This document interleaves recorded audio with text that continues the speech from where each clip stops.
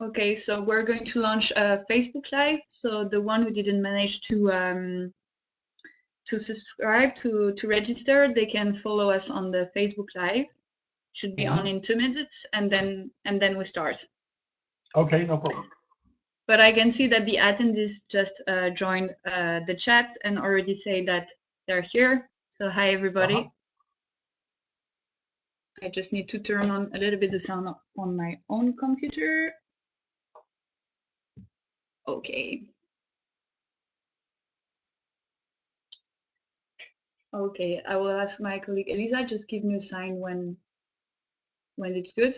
It's good also for you. All right, so let's go. Well, first, thanks to all of you for attending this webinar. My name is Audrey Guerre, and I'm the coordinator of Live DMA. I'm here with Mark Davyd from Music Venue Trust, and we're going to discuss today about the agent of change. After 4 solid years of campaigning, Agent of Change entered into UK planning advice in the National Planning Policy Framework on 24th of July 2018. Until last summer, UK law was saying that whoever is making a nuisance is always responsible for that nuisance, no matter how long it has existed. If somebody moved right next door to the noise and decided it was a nuisance, the UK law was supporting it. But Agent of Change now says that the person or the business responsible for the change is responsible for managing the impact of the change. This means that an apartment block to be built near an established live music venues would have to pay for soundproofing, while a live music venue opening in a residential area would be responsible for the costs. So Agent of Change has been trialed in Australia and is now effective in the UK. And this initiative might give echo to similar challenges faced in different European cities and countries. And this is why we organized this webinar session. So Mark Davyd is the founder and the CEO of Music Venue Trust, a charity that represents over 270 small and medium-sized venues in the UK, and is the co-owner of Tunbridge Wells Forum, a venue he founded over 20 years ago. So hi, Mark, and welcome online. This webinar is hi. This webinar is scheduled in 3 parts, and we're going to talk here for about what's very important for our attendees to know is that you can write down your questions at any moment in the chat. And my colleague Elisa is here with us as well, and she's going to collect them. And we're going to ask the questions to Mark Davyd at the end of each of these parts. So if everybody's ready, let's start then. And well, my first questions then goes to Mark Davyd. Knowing when did it start? Was there any trigger moment in launching this Agent of Change campaign? Well, hello everyone. Yeah, there was a series of triggers really. It wasn't just one single incident. I don't know if everybody knows, but the number of music venues that have closed down in the UK is one of the highest in any of the territories around the world. Between 2008 and 2018, we lost nearly 36% of the trading venues. And in a piece of work that we did with the Mayor of London in 2015, we looked at the reasons why these venues were closing down. And probably like everybody who's in this chat, we had a whole range of different problems, you know, to do with the economics, to do with the way touring is done.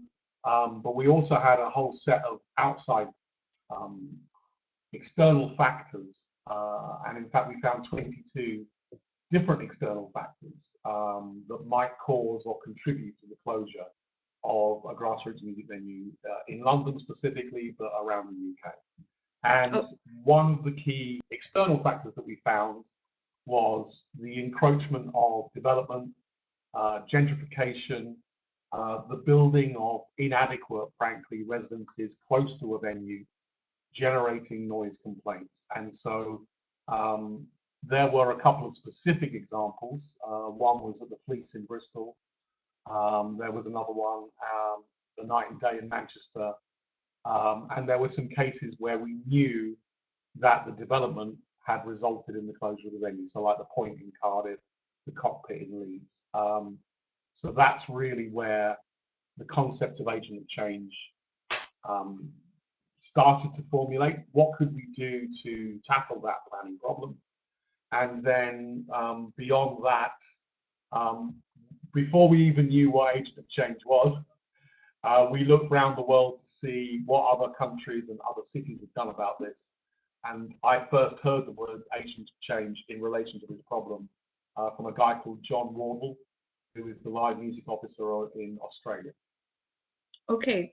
So did it all started in London? You were also talking about Manchester and Cardiff, but did you first analyze the situation in London, and how could you do so? Did you lead a study or? Yeah, there was a study commissioned in London which gave us the opportunity to look in depth at the problems there were in London. But what we took the opportunity to do, so we had a commission report, we were paid some money to investigate why London had lost so many venues.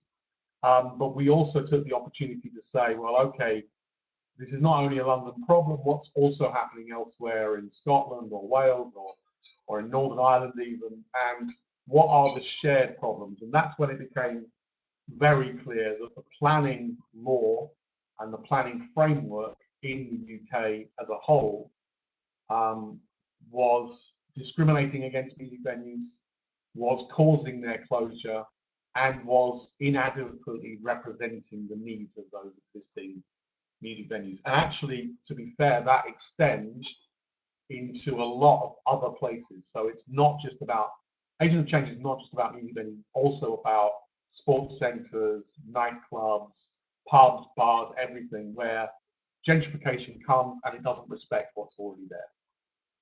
Okay, so in this process, did you also worked with other partners from different sectors then? Yeah, there was a lot of cross sector discussion about that. In particular, in the UK, there's an organisation called the Theatres Trust, and in fact, they had done a lot of work about protection of theatres.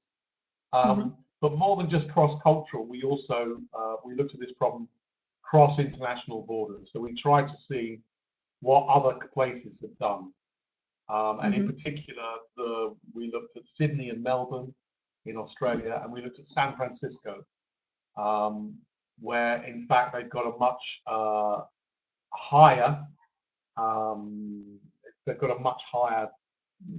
level of complicated law, but essentially what they've done in San Francisco was to label all of their music venues as part of their heritage.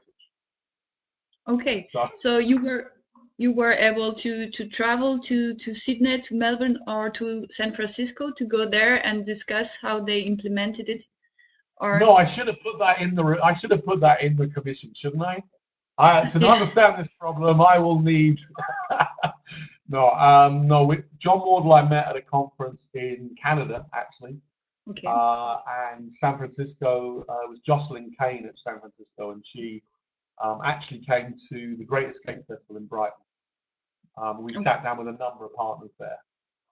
Okay, so you mentioned the planning and the gentrifications as big dangers for the venues. This is what you analyzed at that moment. Can you maybe describe more in details how it affects the music venues? Yeah, specifically within planning, we have a really strange circle of outcomes. The existence of culture in some of our spaces, specifically in our cities, results in the public, the people who buy flats, wanting to live in those areas because they're perceived to be thriving and vibrant. So you get a lot of young professionals move towards cultural centres, and this increases the land value. That makes it attractive to property developers whose real main interest is just to make as much money as they possibly can out of property development, which is, you know, that's their job. But the issue really then becomes that their arrival into that existing circle of a cultural space, creating a destination, rapidly expands the value of the land space, and means that every single piece of space in there starts to be used for residents, because that's the highest value that you can get out of the bricks and mortar on a piece of land. This specifically happened in London. First of all, it happened in Soho, where it became a very attractive destination. It had a huge number of cultural spaces, nightlife, everything else. And in fact, the LGBT scene in Soho exploded, took over a huge number of nightclubs. Lots of LGBT people moved into this space. And then property development prices started to expand. Therefore, culture couldn't afford to be there. So it went to Shoreditch, which is another, was a very, very rundown neighborhood in London. And in Shoreditch, the same thing happened over the next following 10 years. And we arrived really towards the end of that 10 years, when probably between 2006 and 2014, already gentrification in Shoreditch had followed the same pattern that it had in Soho. So what happens to instigate this is that music venues and other cultural spaces make a place within a city or within a town a place that people want to live. People are then encouraged to move there. Property developers move in because they see the profit potential, and then immediately they start building properties that aren't really fit to be around culture, frankly. They build the cheapest flats they can build for the highest price they can make them. That's their job. They're capitalists. And we all understand capitalism. But the problem is that the basic rules of capitalism are to do the minimum that you have to do to make the maximum profit you can make. And this was a very weak area of British law, that in fact they identified that these cultural spaces, specifically music venues, didn't have any protection in law. So to build a very poor development next to a music venue, where probably the property price was slightly depressed within an area. So, you know, who wants to live right next door to the heavy metal bar? Well, me, you know, but I'm unusual in that. But they identified that basically the price was slightly lower right next to the music venue, and then they built properties that have no noise protection, no planning to manage those problems. You know, and that's where we saw weak planning framework, weak planning policy, weak planning law being exploited, frankly. Okay, so as I understand, there was a need of state regulation on a system, and on a liberal system that was creating some bad effects on the cultural scene, let's say. And how did it come to you that agent of change was the right solution to this problem?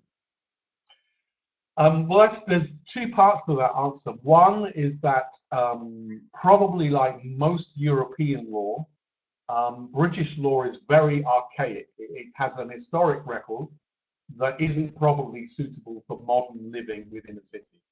And so actually, you can see that the noise control laws in the UK actually relate to factories, and it's an 1802 law intended to prevent factory owners from building factories right next to the homes of the factory workers. That's where our noise law comes from, and obviously that's completely inappropriate for a modern setting. It doesn't even acknowledge that something like rock music or electronic music would exist. In fact, it doesn't even acknowledge that music exists. So actually the concept of music being a nuisance in this part of law, it doesn't exist. But Music was subsequently identified as a nuisance. So that's where the circle of the egg starts. The other thing is that, and I think this is important for anybody who wants to do this, agent of change is really pretty simple for people to understand. And most people in the public realm and in politicians do understand the very, very basic common sense part of agent of change. If you want to make a change, you should manage the change that you want to make. That's a very winnable argument.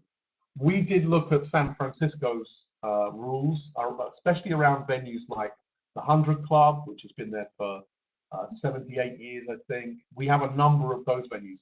But what we realized is that agent of change was a very simple concept that we could introduce fairly simply, and we'll move on to that, into British law, and that people in the public would be able to support it and politicians would be able to understand it.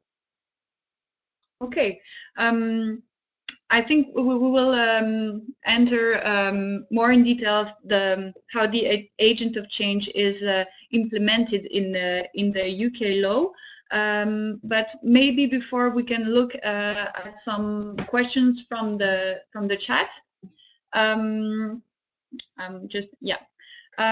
So we've got one questions, I think, from Marcos Vasquez. Is asking, have you ever found a street level noise issue? I mean, not just a venue noise issue, just people outside the building, because here in Spain is also a responsibility of the venue, but agent of change has to estimate this. Is the, basically, Marcos, the answer is yes. Specifically, this is one of the issues that our version of agent of change in UK planning law deals with. That essentially, it's the whole package of what happens at the venue that the person who wishes to build the development or wishes to be around, everything that the venue exhibits as a normal part of its trading is a problem effectively for the developer, for the business that wants to encroach, for the gentrification. So this would include, I mean, here we have the same laws in the UK as you have in Spain about smoking inside.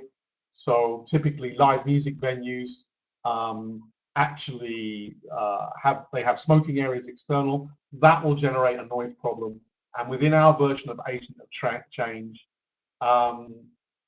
yes, the developer would need to think about where people are outside of the venue, and they would need to build their development and open up their residences appropriately so people are not disturbed by that noise as well.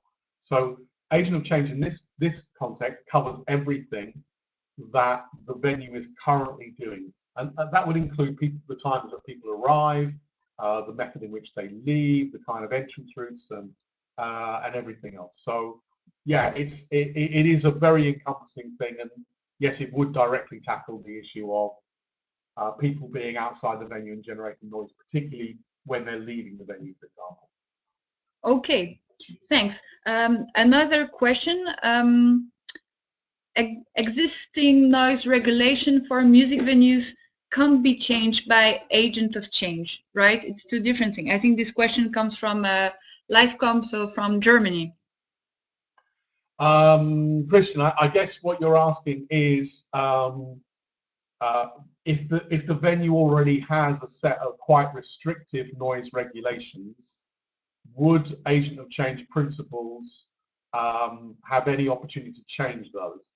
And the simple answer to that is no, not with agent of change. The concept is that the existing conditions within which the venue is trading must be maintained as an absolute minimum.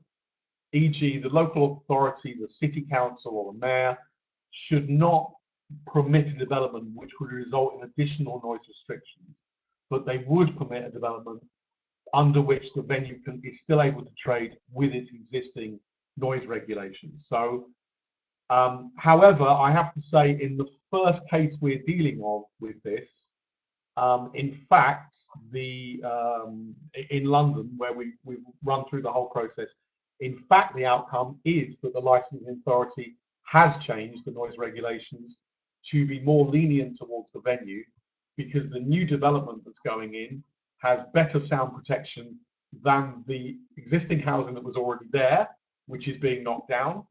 And so because of this, a place called the George in East London is actually being granted an extra hour on its license because it can make more noise. So no, it's not a direct outcome, but you can see how improved buildings around the space would result in better license restrictions. Yeah, in the end, it's somehow related. Okay, yeah. Thank you. Next question. We run a music venue and club, Davyd, in San Sebastian in the Basque region. We just invested and reformed our venue to upgrade our license, suggested by our local government, as otherwise we could not continue doing shows. This last weekend, we read in our leading local newspaper that the mayor is already working with an architecture firm to develop a lot of houses there. What can we do? Could we use your experience or the agent of change to defend ourselves? Yes. That one was easy. This is exactly why we chose agent of change, because your job as the people who are running the music venue is to run a professionally managed and safe and secure and great place. It isn't your job to manage housing and things that are built around you. I think that's a great test case, actually. Daba in San Sebastian. I would strongly suggest that actually, yeah, this is exactly the kind of test that we need. Frankly, you know, you should be talking to the city government right now and saying, have you seen what's happened in London? Have you seen what's happened in Sydney? We have done this. We have invested into our venue and we have upgraded it in order to make sure we are causing the minimum nuisance we can.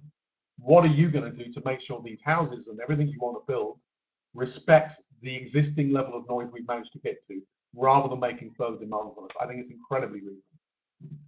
Okay, thank you.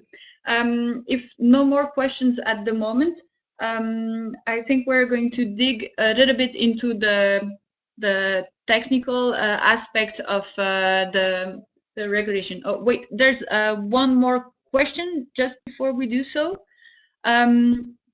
Does agent of change also include just changes of neighborhoods? For instance, someone new moves into a neighborhood of our venue and starts complaining about it. Would agent of change be also protective of a venue then? Strange enough, that's a perfect setup for what we're going to talk about now, which is what we decided to do, how we decided to do it, and what we've actually achieved so far, and what we're going to. The short answer to that question is, in what we've done so far in the UK, no, it wouldn't, except in Wales, where they're starting to move on to the next step of agent of change. What we've done so far, which we're going to describe now, is we have specifically attacked the planning framework and planning law, because planning was a big problem for us. But actually, agent of change is just a concept that sits potentially at the heart of a number of issues that face all kinds of culture in cities and towns. So actually, what we have now in England wouldn't cover this, although there is a question about legal interpretation of what's already been, what's already been done. That's complicated, but there's a number of steps to get a full version of agent of change. Okay, so let's have a close look on the details of agent of change. First, maybe Mark, you could tell us what's agent of change in the British law.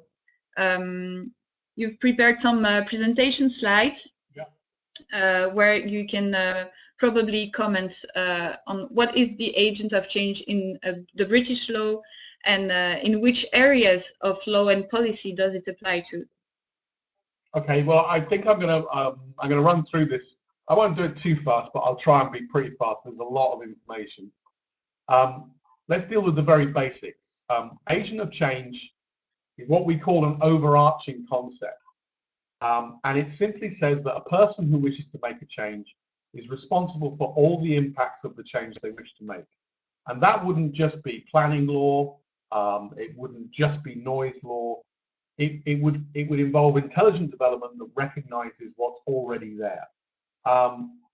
So what are the opportunities to do this in a where could you use the agent of change concept?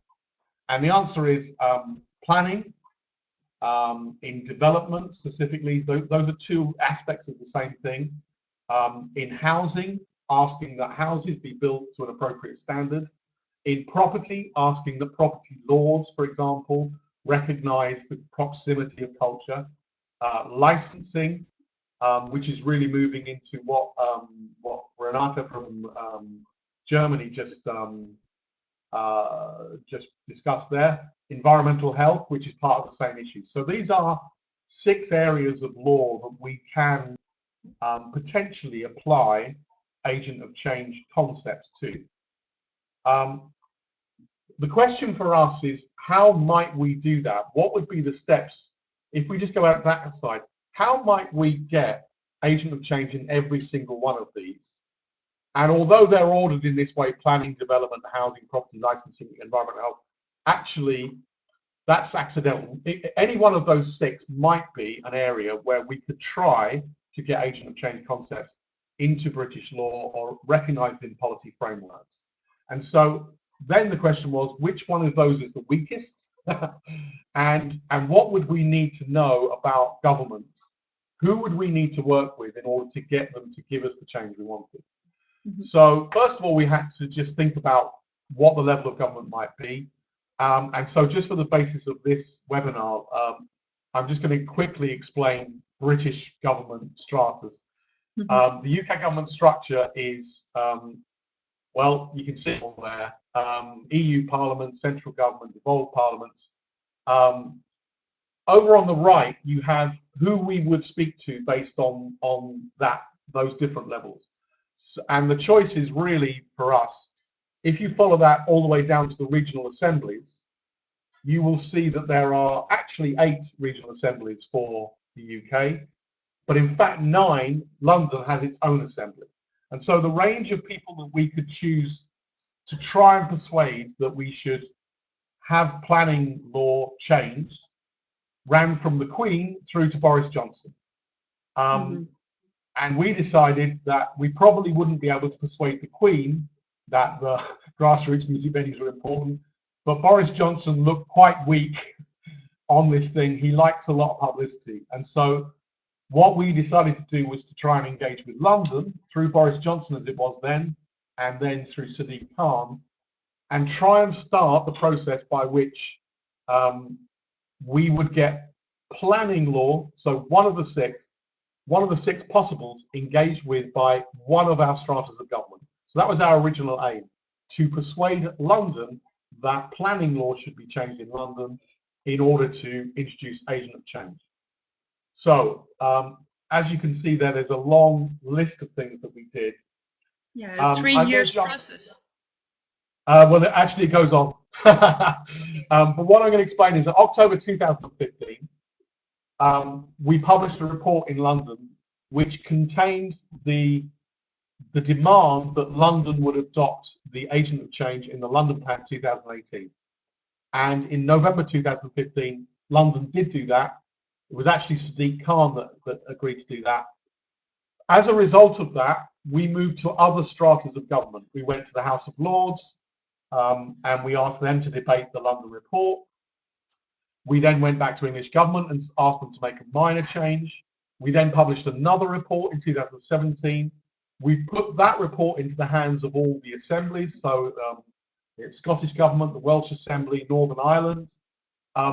Because there was so much activity happening all the way around the country, We managed to get the House of Commons to decide to review the National Planning Policy Framework.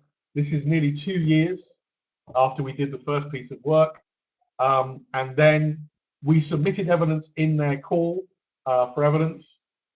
And finally, in January 2018, a full agent of change bill was introduced to the House of Commons, which governs English law. We managed to get a huge weight of people to come out and say, we actually had 60 or 70 artists turn up outside Parliament on a specific Tuesday morning in January, including people like Fergal Sharkey and Howard Jones, and they all held up banners saying, please can we have agent of change for grassroots music venues. That hit the national press. Scottish Parliament decided to announce its intention to adopt agent of change. The House of Commons decided to adopt National Planning Policy Framework, which is England. The Mayor of London then brought agent of change into the London plan. The House of Commons adopted the agent of climate change. Just now, Welsh Assembly recently have adopted it. And at this very moment, we're still discussing with Scotland exactly what will go into the policy framework. And we're also discussing with Wales how rigorous their version of this might be. And our only problem really at the moment is Northern Ireland. And that's because Northern Ireland doesn't have a government. Okay, it seems like a lot of work. I mean, in terms of resource, I guess it needs some low skills and knowledge, some contacts from politicians to artists and press, and also, I guess, fundings behind to lead those studies and have people working on it. So how did you work on this? Which kind of resource did you benefit from? Well, we had, we were exploring what could be done. So, you know, this is kind of what we found we needed. We had to do very, very in-depth information. There's no point in going to government and saying, I have a venue and it might be closed down by noise. They're going to need lots more examples. They're going to need to be very, very rigorously tested. They want evidence that a music venue has been closed by this kind of challenge. In terms of legal advice, we did choose this area of law because it was slightly easier to understand. But even then, over the last 4 years, I've learned more about planning law than I ever wanted to know, and I can reel off whole chapters of the planning framework. You know, the one that's been changed is paragraph 189. The wording has been played with quite extensively. We had to cultivate government connections at appropriate levels. So that's the process I just described. There's no point in us going straight to the House of Commons and saying that we needed, you know, we want the law changed. We had to get a groundswell of cities and towns and regional governments all saying, okay, this is a problem for us, then we could engage national government. We use the progress and success in one government form to leverage action in another, which is the process we just described. One key thing that we did was exploit popular opinion. You know, we got very famous musicians to come out and say they support this. They're worried about their grassroots music venue where they started closing down. We had Frank Turner deliver it for us first of all, and then finally, which I'll do on the next slide, we mobilised supportive voices, especially of celebrities and internationally well-known musicians. And in the end, when it got to the real crunch point of would government do it or not, we managed to get a Beatle to say that grassroots music venues were really important to him. And we exploited that because it's quite surprising what people will do if they think that a Beatle is going to criticise them in public for not having done it. Mm-hmm. So actually, we exploited every part of it we could. But I think in terms of getting this done, you know, Live DMA is exceptionally good at pushing forward the whole surveying agenda of really understanding what grassroots music venues do.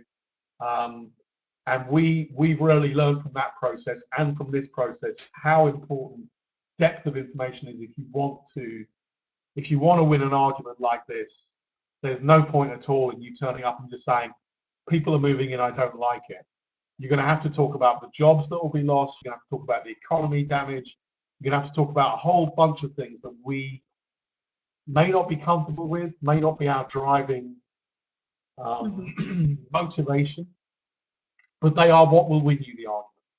Definitely. Okay. So I guess you have to also use the resource, the things, the opportunities, and where you're already good at. And you had this also great opportunity to have some artists joining your cause, and it was an excellent movement to do so. Are there things unaccomplished yet? I mean, are there what will be the next steps? What will you do next regarding the agent of change? Well, our first step really is to vigorously apply the agent of change within planning, and we are currently seeking out specific cases where we can really test how rigorous this new law and this new framework is, and we'll be looking to do that in each of our. So we're currently undertaking one in London around a place called the George, and what we've tested there has resulted in not just better noise prevention in the dwellings, but changes to where their entrance and exits were. But also, we've managed to get into that specific planning application something called a deed of easement. And a deed of easement is a specific part of the agent of change platform where future residents must sign an agreement when they take possession of the property that they will not complain about noise from the local music venue, because they recognise that the music venue is already there. So that's an ultimate version for us, that actually it takes away the right of new residents to complain because they are accepting they've moved into an area that's already noisy. Moving on from that, the next thing that once we've tested that, which will probably take us most of this year, next year we will want to get agent of change. We want to test out where it could go, especially on noise and licensing. Somebody earlier asked about a neighbour moving in next door. Yeah, we would like that to be part of agent of change. And so what we will do is then run through this whole process again.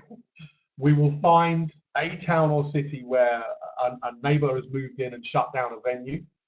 We will find a venue that's under threat there. We will talk with that city's government about what should we do about this. We'll try and get them to unilaterally adopt a change of law. We'll then find other places to do that, build that towards a campaign with national government, and eventually extend agent of change into other areas of law and policy. Anything that results in the grassroots music venue closing down from an external pressure coming on them from new residents, that we want agent of change in that part of that law. Okay, so it's also part of your strategy to start local and to do some test running and then to expand the results to the broader law. Yeah, exactly that. Yeah. Okay. I'm just looking back at the questions. I think we've got a comment from Iñaki from Davyd, who's saying that, wait, I'm trying to connect to the questions. Oh, sorry. Oh, yes, one remark. We're not concerned about noise itself. We're concerned about being totally kicked out. So what I understand here, what Iñaki is saying is that there is no possible dialogue at the moment with the policymakers. They are not recognized as a interlocutor. I don't know if what you said in terms of strategy can be a start of an answer, or if you have more tips about this. Yeah, I basically we've talked about noise, but in fact, actually, it can just be the nuisance of having the music venue near you that you don't like when people find things to complain about. People, and also we should never forget that in terms of the immediate economic return that you get from a specific night of activity in a grassroots music venue, these venues are not the best use of any space in a city. Open a pizza restaurant, you'll make lots of money, and you won't cause as much nuisance to people around you. So they do need special areas of protection. I'm very sympathetic in the I mean, basically, I would say the arguments remain the same whether you're worried about being totally kicked out, or whether you're, you need to make the case to government right now that this is an important space that people value. And I would make that case around jobs, economy, future cultural identity, every kind of aspect of social, cultural, and economic impact that your music venue has. You need to get that really heavily detailed, get local people supporting that opinion that you put across to government, and ask them to take action to protect the space from whatever threat it is, whether it's noise or otherwise. Okay, thanks. Next question from Mark Gurrat, so Berlin. From where have you received the most resistance against, I don't know if I can pronounce it well, AOTH? Agent of Change, sorry. And what were their arguments? The most resistance, well, it went in stages. The initial resistance, and I think Mark will recognize this, the initial resistance came from government, who claimed that all the tools that we wanted in Agent of Change already existed, so there was no need to do them again. That was the first piece of change. Our simple question to that, which I also asked to some Berlin politicians in Hamburg, when I was in Hamburg with Mark, and I just said, are venues closing? And if the answer is yes, then obviously the tools that you have don't work. That was our first piece of resistance. All the way through the process, though, there has been a drip feed of resistance that comes from developers and comes from investors looking to make the most amount of money they can. Agent of Change eats into their profit margin, and so they don't want it. However, all kinds of planning regulation eats into their profit margin. Everything that we ask them to do in towns, whether it's, we have a thing called planning gain, which is governed by something called a Section 106. And that's where a developer says what else he's going to do in a city or town that will benefit the town in order to get the right to build something. So he might agree to build a park or a school or make provision for a new supermarket or some shops, which they agree will be part of their development, even though that's not where they're making their money. All Agent of Change does is apply that principle to music venues, saying that music venues are important. When we got to the legislation and the policy framework stage, the developers and the planners and the investors behind those people were the ones who paid lobbyists to try and destroy our arguments. So that's where you will ultimately see it. But the first stage is people need to understand that why you're making this argument. That's the first barrier. Then people need to be persuaded. Ultimately, though, I would keep an eye on the planners, the developers, and the investors, because that's where a lot of power and a lot of money will come from to try and stop you from doing it. Okay, thank you. The next question from Marcos Vasquez is, as a self-taught process, Agent of Change seems to be a very hard, difficult, and unique way in every single country across Europe. Since now, and I would like to point out that from the European Parliament would be the easy way to adopt the Agent of Change in the 27 countries, but is this possible? Round of applause for Marcus. However, I would say that actually, Marcos, you're describing the final part of our process. If I went all the way back to our strands of government that we talked about, as you can see, we started going up those layers. We started at the bottom with a guy hanging off a tripwire, and we made it. We didn't get to the Queen because the Queen doesn't do this kind of thing, but we did get to the top of UK Parliament. And actually, the next step for us, potentially, collectively amongst everybody listening to this in Europe, might be to take this case to the European Parliament. One thing I would say, though, is that when it is enacted, it is enacted locally. So even though we've campaigned for it to be a national framework, and potentially Marcus is right, it could be a European framework that recognizes the value of culture in cities. That's possible. The problem would be that Iñaki in San Sebastian still has to go and see his mayor and his city council. And so actually, I think the process of building it up is important within that. There's no point in the European Parliament coming in at the end of this process and saying this now applies everywhere in Europe, because you will get resistance from the city council in San Sebastian, who will not, you know, that their actual enactment of it may be very poor. So I believe that everybody in Europe working on this kind of initiative would probably build towards the European Parliament taking that on as a European-wide initiative. Although obviously not the UK, because we're leaving. But yeah, I think it's very important to keep that, what Marcus has said here, as the end.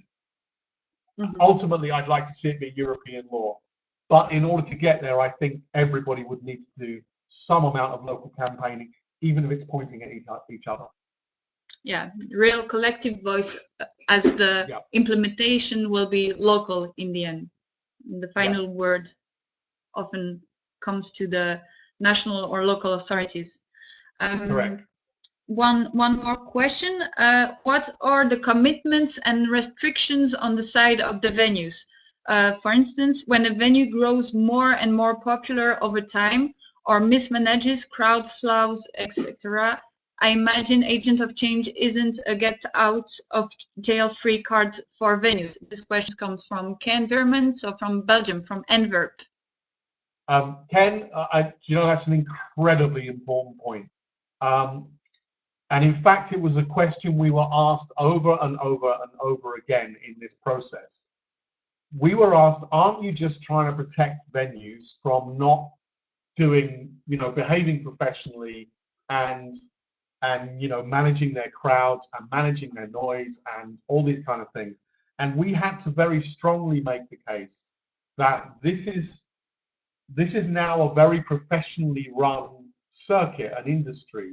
The people who run these venues do know what they're doing. They do have policies and frameworks themselves about how to manage noise and how to manage crowd disbursement and, you know, what time people are leaving and how much noise they're making outside. Without that professionalism, I doubt that anybody would be able to get a government to give venues a get out of jail free card as you described there. You're going to have to illustrate that people are professional. They're running professional businesses that are well managed and are important, and they are already doing everything they can. At no point will agent of change permit a venue to be run badly simply because a local developer or a local, you know, resident has agreed. I mean, even in the case of deed of easement in the George, it will not stop Pauline, if Pauline, who runs that venue, opens her windows at 1 o'clock in the morning and puts on some banging techno, the neighbors still have the right to complain because she has done something that is outside of her normal operation. So it's not a get out of jail free card. It does demand that venues behave professionally and are well managed. But yes, that question came up repeatedly. Okay, thank you. Just waiting maybe for one more question. I don't know. Or yes. Is there a single average SPL measure in dB which should be respected at the border of any music event in urban areas, whether or not the venue came later than the adjacent residential area? From Stefan Ring from Denmark. Again, great question. The short answer to that is no, because there are a number of other factors that impact on it, which might be ambient noise in a location. So a music venue that is close to a road already has a large amount of other interfering noise, and that will be different at different times of day. There are also things to do with landscaping, so the number of trees and the type of materials the buildings are made out of are all things that impact on the spread of noise. And finally, noise is subjective. So actually, a fantastic development to build next to a music venue would be to build residential space for people who are hard of hearing. Because then you couldn't have any noise complaint because they would not be able to hear it. The point is that, do I think there should be a single average SPL measure? Yes, I do. I think that would be very useful, but I wouldn't want it to be part of law. I would want it to be a guidance that is then interpreted locally by the environmental health officer and the venue. So if we said it was 60 dBA at 20 meters from the venue, or 60 or 80, that would be a mark it would be a flag, a mark in the sand that people could negotiate around. What we wouldn't want to see is it must be 60 at 20 meters from the building, wherever the building is, whatever is happening, everything else. But it's a complicated one, because sometimes when venues get noise complaints, venues specifically want to be told how much they must reduce their dBA by to meet an acceptable level. But a lot of the times that it's not as clean as that, it's not as clear cut as that. Actually, a lot of times it may be to do with frequencies. It can be to do with the type of music that's generating the complaints. I think it certainly applies to external noise that's not related to music. So, controlling the exit of people over a period of time so that a certain level of noise is always managed. But I'd say that was an internal issue for the venue rather than a piece of law. It's a great question, though. I'd actually like to ask that back to Stefan. Stefan, what do you think? I mean, anybody that's in this thing, what would you think about having a European-wide measure of the appropriate sound pressure levels measured at a certain distance from a venue as a sort of standard? Yeah. Let's come back to that. Yeah. Okay. Maybe to continue in the discussion for now. Mark, you've traveled as well in many countries, and you already introduced the agent of change principle at different events. What main difference can you see between the UK and other countries? When it comes to our venues, it's really it's very interesting. Every conversation I have everywhere in the world that I go to talk to other groups of people who are doing this work, initially the impression is that location has a unique set of problems that nobody else is experiencing, and they describe them to you in a way that almost feels like, well, you won't understand this, but we have this huge problem with parking and musicians not being able to get their gear in. You say, okay, that's exactly the same as in Brighton. Or, but what's interesting, I think, from my perspective, is that all of these things are a great big circle of problems. And actually, every country that I've been to may be at a different point on that circle where they think they have that is the big problem. But as I've done it now for 4 or 5 years, what I've seen is that everybody moves around that circle. So, what we've talked about a lot here is the planning problem. But in fact, I mean, in the UK, we have a massive problem of underinvestment in our grassroots music venues, which is a problem they had in Germany that they got on top of, and they've seen investment going in. And now that's happening in Australia. In fact, they've just announced a massive investment fund to go into small music venues, partly to reduce the noise that they emit. So that's kind of circular on that. But all of these problems kind of sit around a music venue, or around a collection of music venues, or around a country network of music venues, and then everybody moves around.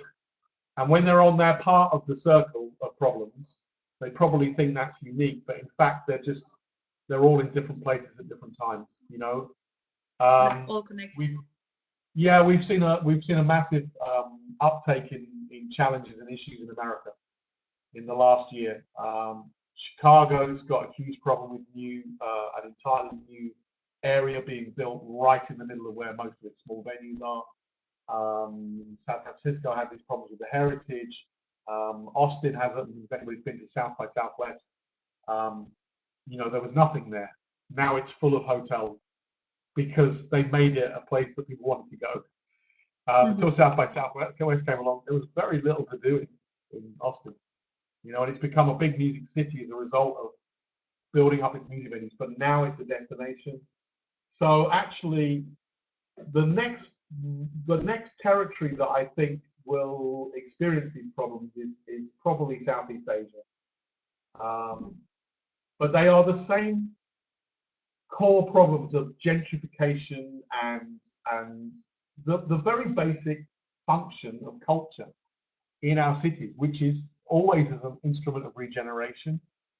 It's very popular for getting young people motivated to move into an area or a city to be near the culture, and then they grow up and have children. They want it to be quieter, or they move out and developers move in, and it's just, you can see it over and over again in every country I've been to. Okay, so what would be your advice to our attendees who are facing those challenges and would like to implement a similar agent of change or act locally? Well, my advice is to just understand the core principles. Think about your own legislation, your own framework, your own threats that you have to your venue, and then to work together to understand what level of government might be able to make even the smallest change, so that you can quote that as an example and move it along. I think the more places this happens in, the more possible it will be for a collection of venues to go to national government without doing the first part of that process. But I don't think we're there yet. I think we need 4 or 5, maybe 6, 7 more countries to do this in this kind of local way, raising up for national. And then when we have maybe 10 territories around the world that have done this and got international, maybe that's the point at which other people will be able to bypass that act local process, go straight to national government and say, well, have you seen that in Europe there are 8 countries that have done this and there are 19 that have not? Actually, what we're doing about these 19, Yeah, the idea is to create a snowball effect, actually. Absolutely, yeah, absolutely. You're right. Okay, we have a Facebook Live. Sorry, I don't know if there's some questions from there, but maybe we can ask the participants here to answer a short survey, which is a very basic question actually, but the first question is, would you like to implement the agent of change in your own country? Don't know if you can see it appear on your screen. You can use some time to answer, like 30 seconds. Tick tack, tick tack.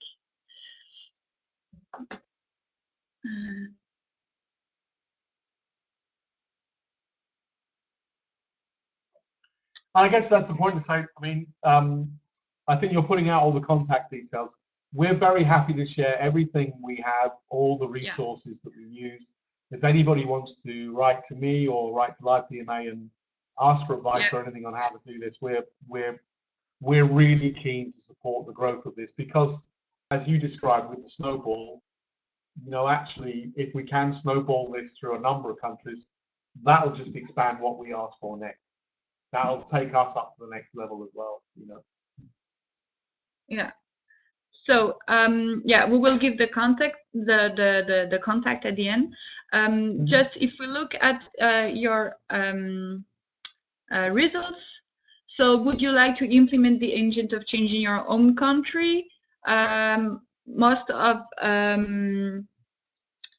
the people say yes, actually, but a few say no. Well, if you have, you can always comment.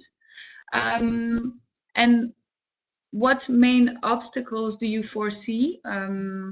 Wait, I see that people share their answer, but I don't know how to access the results. Okay. Yeah, I don't know.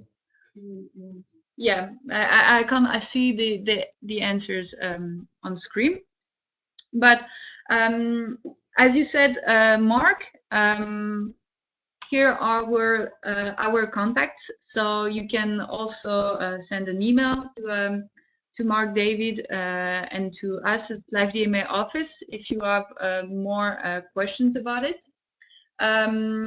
You will also find the podcast, the recording of this session, on our website, www.livedma.eu. And we will also upload more resource documents with this video, so you can check it probably in 1 or 2 weeks. We've got your email contacts, so we'll probably send you an email once it will be online. And thank you very much for attending. Next week, some of Live DMA members, a group of 20 people and experts, are meeting in Antwerp, in Trix venue, to discuss for a working group on music is no noise, on sound regulations and sound emissions. So this webinar session was very interesting and raised many questions that will be a good basis of work for us next week. So once again, thank you, and see you soon, and have a great day. Thank you, Mark. Thank you. See you. And bye-bye.